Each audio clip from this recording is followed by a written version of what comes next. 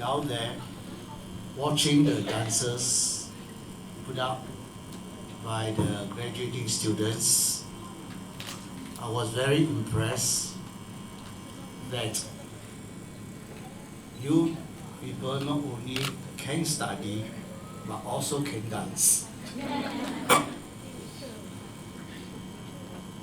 And I think that we should develop ourselves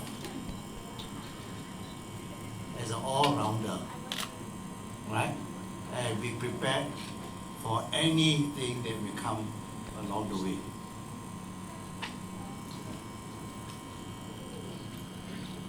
Well, I thank Esther for those kind words you mentioned about me. So, thank you, Esther. It's my pleasure. Well, good afternoon, distinguished guests, staff and students, ladies and gentlemen. It is an honor for me to be invited by International Management School to witness your graduation and to share your joy and pride, which is also the pride of every parent, spouses, and children. Now, you may wonder why I use spouses, because I know that many of you are working and some are married. And I'm sure that on this day, your spouse will be just as proud as anyone other. Looking at the audience, I can see that many of you come from faraway countries. Indonesia, Philippines, Myanmar, Bangladesh, etc. And many of you come at great cost. And some may have to break their piggy banks. But today, I can see that pride and smile written all over your face. It is the desire of every person to have a good education and with a good degree, certificate or diploma to get a good job. A good job will obviously lead you to good pay and a stable career. Next will be to find a good partner and return to your own country to set up your home and to raise a happy family. In short, you have made it today. For this to materialize, you must start off with a good education. And I'm proud to say that you all have made the right choice, and that's why we are here this afternoon to celebrate. Some of you may want to settle down in Singapore, but many of you may not know how to go about it. Your event coordinator, Mr. Stephen said, has specially requested me to share with you some pointers on this subject. Issues such as what are the requirements, what are the procedures, the do's and don'ts, terms and conditions for foreigners to get married and stay in Singapore. Now, before I proceed further, I'm not from MOM, neither am I from ROM. Alright? Anyway, I'm a retiree.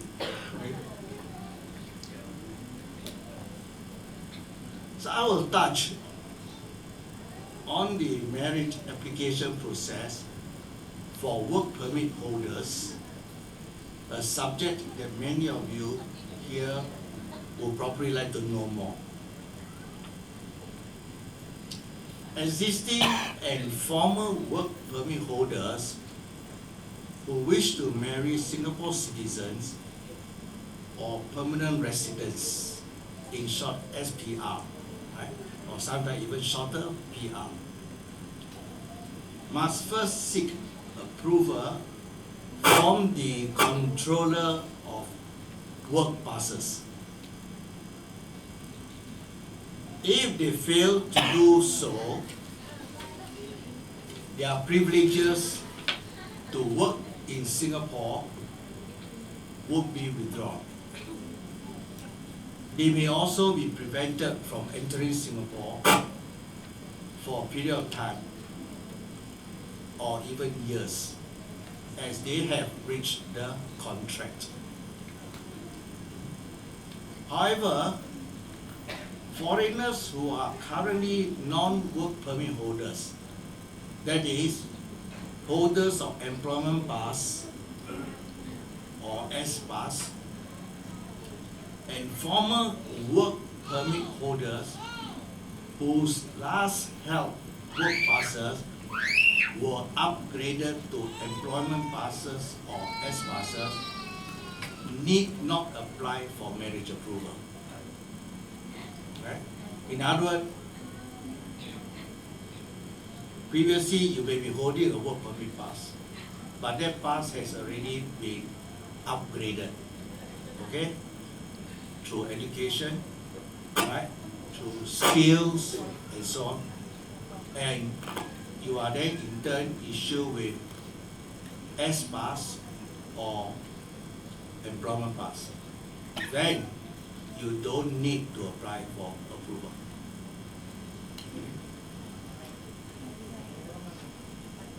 To apply for MOM, MOM is abbreviation for Ministry of Manpower. Right? Clearance for work permit holder to marry a Singaporean or a PR, the couple need to complete and submit a prescribed application form to the marriage screening section of MOM. Information required would include both the parties' particulars, NRIC or income tax, salary slips, employer's letter stating name, position, employment period, and monthly basic salary, educational attainment, and so on. In other, all those standard requirements that you apply for anything you have to furnish. Okay? Some questions that work permit applicants intending to marry Singapore citizens or PR need to answer in the application process of MOM marriage screening are: have both of you contracted any form of marriage under any law, under any custom, religion, or usage with each other either in or outside Singapore? Right? In other words, if you have been previously married,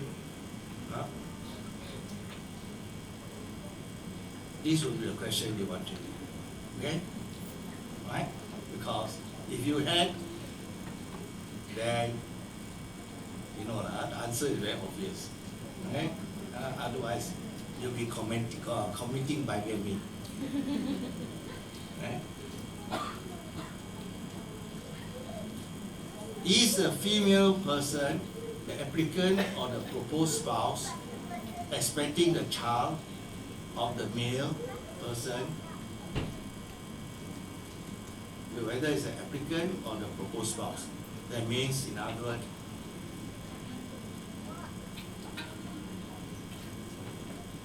the female is pregnant. Okay? Other documents needed would be divorce or death certificate. Right? That's very obvious, right? If you are a divorcee, you are already back to single. Right? Okay? Or if your partner unfortunately passed away, right? So you're also back to single. Okay?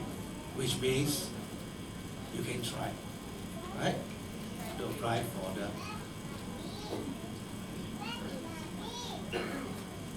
And the other point is custody papers of children where relevant, right?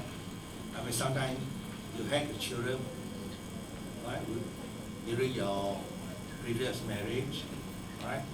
Or even though you have a children without going through the marriage process, okay? Now there we go, because that will also entail later on some legal issues.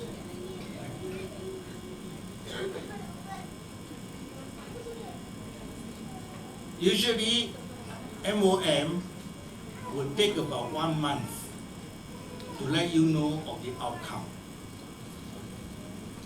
And ROM would also be informed. Right? If the outcome is positive, the couple can proceed with the filing of their intention to get married at the registry of marriages, right? Or in short, we call ROM.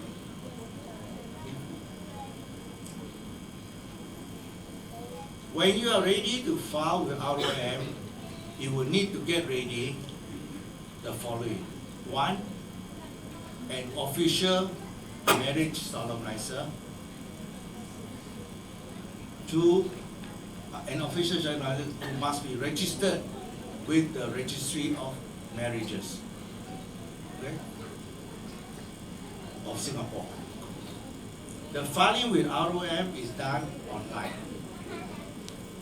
You need to provide all the particulars of the groom and the bride, plus the names, NRIC or passport number of 2 witnesses to your wedding, and of course, the venue of the wedding, the date, and the time. Right? Now, once you have filed all this information, should you have changes, right? You must also notify ROM. Okay? Maybe you say, oh, I want my marriage to be solemnized at place ABC. Right?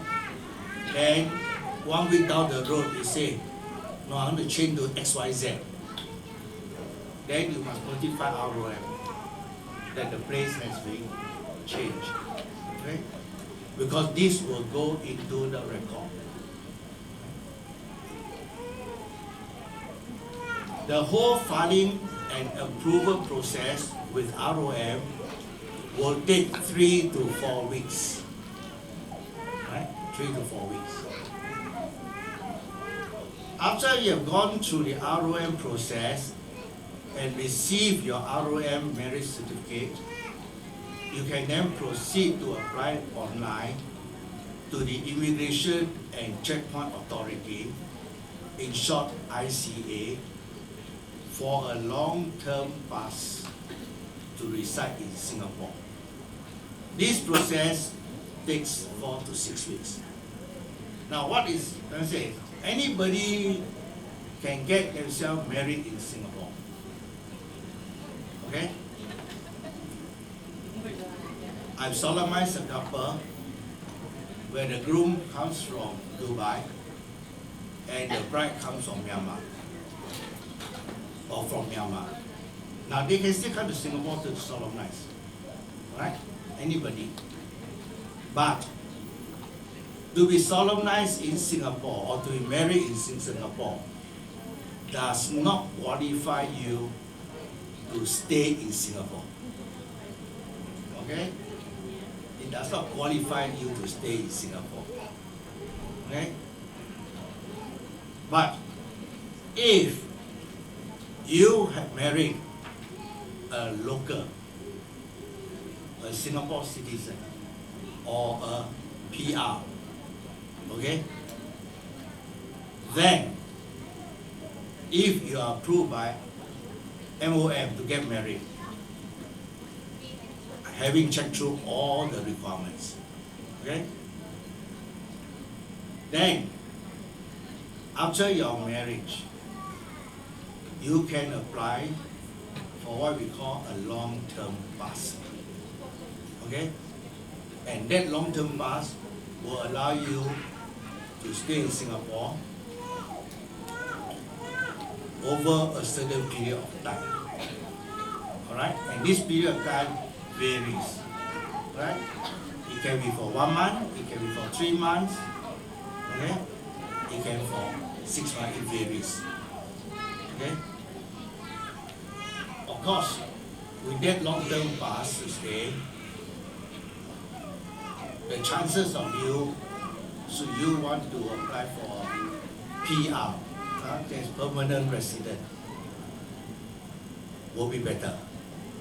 Right? With a long-term pass, you need to get a letter of consent, or what they call the LOC, from MOM if you wish to work. Right? In other words, you already marry a local Singaporean or PR, alright? You have been granted a long-term pass to stay in Singapore, and then I said, look, what am I going to do? Stay at home every day counting my fingers? Maybe I want to go and do some work. Okay? Then, with that, you can apply to ROM. To MOM for a letter of consent. Okay? That will allow you to work in Singapore. Right? And there will be no restriction imposed on you on where you can work, in what position you can work in, and at what salary. Right? In other words, it will be according to the Singapore legal laws. Okay? And Singapore, well, of course, although they only say here you can work anywhere, but obviously there are certain restricted places, all right? Which even a Singapore citizen, we may not even be allowed to work, okay? Right? Especially those sensitive areas. But the beautiful thing is, employers do not need a quota to hire those with LOC, and there is no levy in hiring, imposed in hiring LOC applicants. Right? That will make employers very happy. Okay? Because one of the biggest problems faced by many employees today in Singapore is this question of quota. Right? Certain trade, certain business, you can only be restricted to employ certain number of foreigners. Okay? But if you are LOC holder, that will not be applied to the employer. Therefore, you can say that LOC holder is a privileged category of work pass for spouses of locals. After LOC, you behave yourself, you don't give any problem. Okay? If you are working, you pay your tax promptly, right? Then you can apply for permanent resident, or what we call PR. Okay? So if you look at what I just mentioned above, be it an NOM or an ICA, the qualification and income of the applicants seem to carry a lot of weight. Right? Qualification and income. Okay? It is therefore important for aspiring applicants to be suitably qualified. It is with a good qualification that you can land on a good job, and therefore a better salary, and correspondingly, when you apply to MOM or ICA, you stand a fairer chance of gaining approval. Now, as I'm just running through your program, and I look at the courses conducted here, and which all of you will acquire one or the other. These courses are very practical courses, all right? And some of these courses, there's really a shortage of people in Singapore, people working in Singapore, you know, like F&B, like nursing, you know, okay? So therefore, these are good courses, but you must be prepared to start from the bottom, right? And work your way up. Okay? The most important thing is to get in first, right? To get into the employment, right? And from there, you work your way up. Okay? Take out additional courses, okay? To enhance yourself, right? And then your career will grow. But does that mean that those people who are taking business can never work, can not work in Singapore? Well, it doesn't mean that. But we have also got to be very